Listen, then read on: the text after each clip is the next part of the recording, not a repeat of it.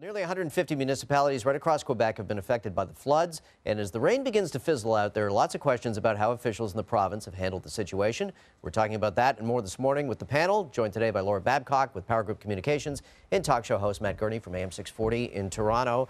Matt, let me ask you first, what do you make of all this armchair quarterbacking that's going on about did the military get called in, and if so, not soon enough? Look, every crisis will be an opportunity to look back and see if we could have done better. That's just the way crisis management goes. But I think the lesson we've learned again and again in this country and countries all around the world, your government will come for you. Help will come. It might be 3 to 7 days until they get there, and it's up to us to be ready to get through that. It's funny because one of the stories we've been covering locally is that this is in Toronto Emergency Preparedness Week, and all the politicians are doing their usual, do you have your 72-hour emergency kit? Virtually none of us do. And look, obviously a bag full of freeze-dried food and a flashlight is not going to help you if you get 6 feet of water in your house.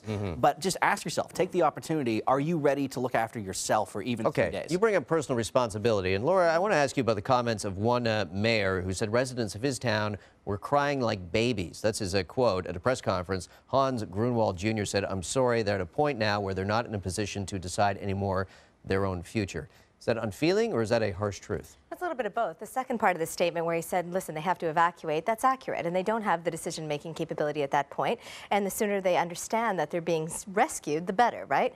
But the crying like babies just adds insult to injury, Jeff, because a flood is traumatic, and I understand the mayor is probably unbelievably frustrated with the amount of calls and complaints and people resisting the evacuation.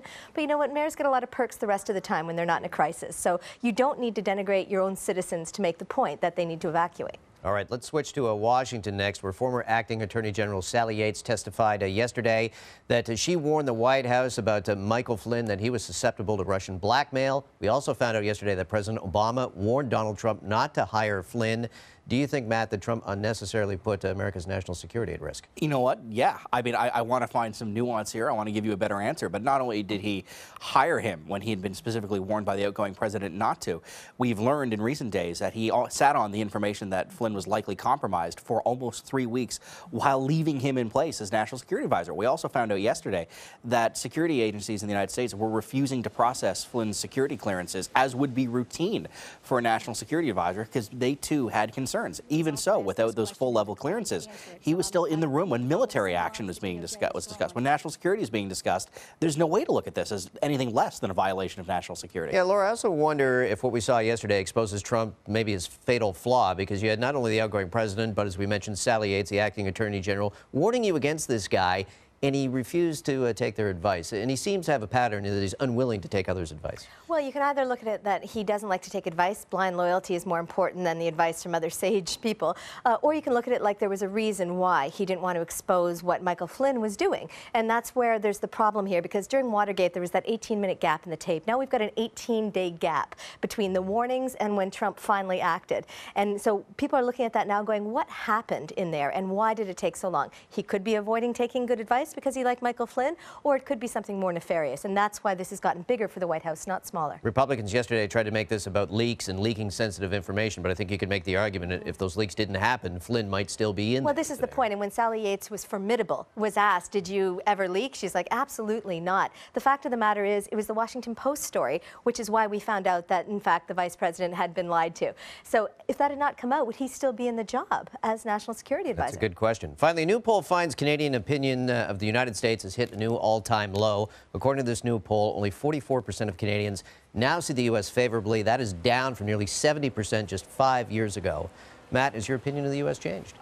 I'm trying not to let it change because I have a lot of friends and family in the United States. The Americans have led the free world literally my entire life and for generations before that. I like to think of what's happening right now as a blip that will go away, but you know what? It's kind of hard not to these days to kind of wonder what our friends of the South are doing.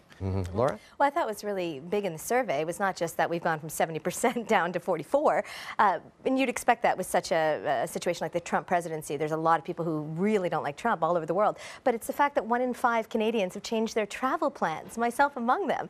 You know, so what does that do for the impact on the local economies? Okay, let me ask you though, have you changed your travel plans because of Trump specifically or because of the loonie, which is around 73 cents? Well, mostly because of the travel ban and the uncertainty at the border and the fact that the climate down there, if I don't have to go to the U.S. right now, I'm choosing not to. And I think if 1 in 5 Canadians are saying that, it's going to affect their economy.